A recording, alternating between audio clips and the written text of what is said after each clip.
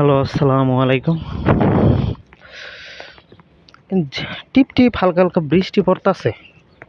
এই বৃষ্টিতে কিন্তু শরীর ভিজে না। আমি রাস্তা দিয়ে একলা হাঁটতাছি, কিছুক্ষণ পরে আবার ইফতারের সময় হবে।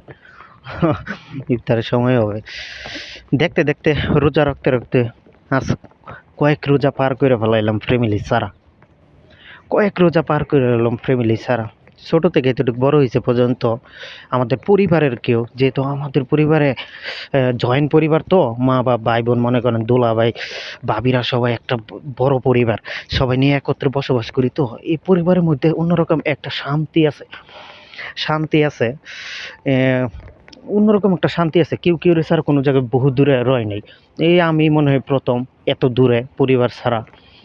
আর আমাদের পরিবারে বিশেষ কথা ঈদ আসলে ৫-১০ রোজা গেলে বাচ্চারা আছে, তো সবাই আছে, মানে কি কি কেনাকাটা করবে, কি কি বাচ্চাদের জন্য কোন কোন কোন মার্কেটে যাবে, মানে একটা অন্যরকম একটা এক্সপিরিয়েন্স। আবার ঈদ আসলে বাড়িতে যাবো, যেহেতু নিজেদের গাড়ি আছে, ঠিক আছে, একটা অন্যরকম কাজ করে, ভালোই লাগে, ভালোই লাগে।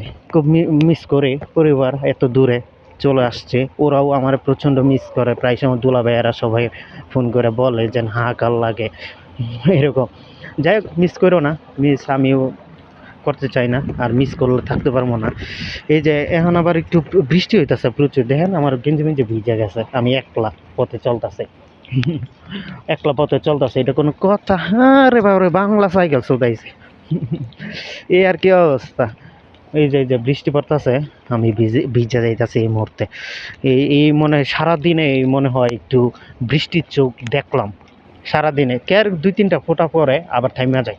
মানে এখন এই যে দেন গেঞ্জি মেঞ্জি ভিজতে আছে, একটা অন্যরকম। ভালো থাকেন, সুস্থ থাকেন, খোদা হাফেজ, লাভ ইউ পরিবার।